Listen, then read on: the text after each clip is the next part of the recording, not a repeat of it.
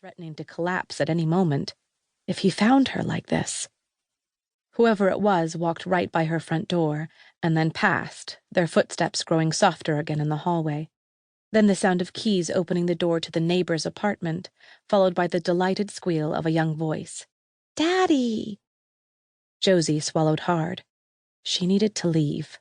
Now. Her stomach turned as she took one more look at the lavishly decorated living room of the high-rise apartment. None of the things that adorned the walls were her taste. It was all too much. She wouldn't miss it. Any of it.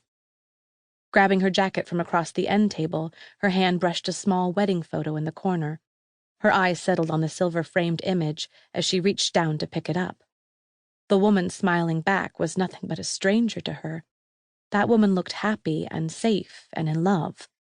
That woman looked beautiful, her dark hair swept up in a loose bun beneath a lacy white veil, her eyes radiating joy. Josie gazed beyond the photograph to her image reflected in the glass. Her green eyes were no longer full of vitality. Instead, they were haggard, the delicate skin surrounding them puffy and swollen. Her nose was slightly crooked where Liam had broken it months before, and her lips were cut and bruised from last night's stormy encounter. No, she definitely wouldn't miss this. He could go straight to hell, and she believed he would. Tucking the cat carrier underneath one arm, she picked up the rest of her things. Her grandmother had told her once that she would know when it was time to leave. How? She'd cried like a child. Her eye had been blackened that time and a rib nearly broken. You will, honey. It just has to be right. And when it is, you'll know. Gran's worry and heartbreak had been audible over the phone. Her grandparents had raised her. They knew her better than anyone else on the face of the earth, and they had known she'd lack the strength to leave him. They had also known she would find it, eventually. They told her over and over they would be waiting with open arms when that day came. Without looking back again, she marched through the front door of the apartment and slammed it behind her. The day had come. The cold Midwestern rain slapped carelessly at the windshield of Josie's Honda. The wipers brushed back and forth with a soft swoosh, swoosh that she found comforting. Liam had always hated her modest little car. He was embarrassed by it, which she figured was reason enough to keep driving it. The heater blew gamely against her cheeks as she looked over at Tumbleweed in his carrier. He had meowed for the first 25 miles and was now dozing with a resigned look on his face. Josie stuck her finger in the wire door and rubbed behind his ear. Leaning into it, he began to purr with the hoarse, squeaky voice he'd had since kittenhood. She glanced at the digital clock on the dash, which glowed neon red. 9:07.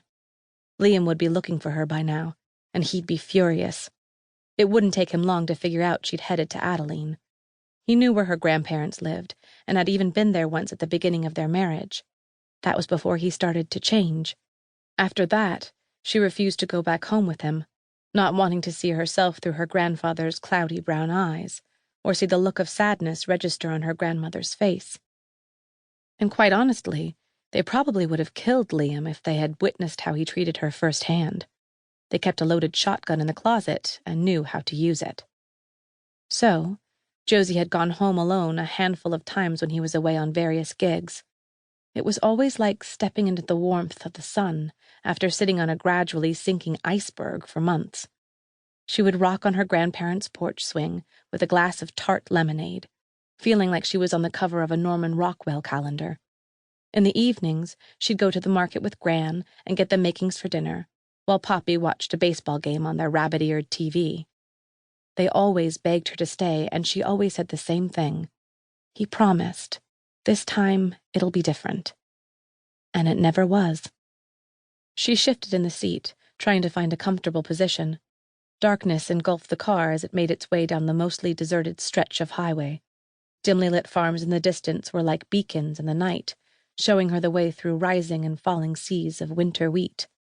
She loved the long drive and the daylight, but now she found herself thinking of things she would rather forget.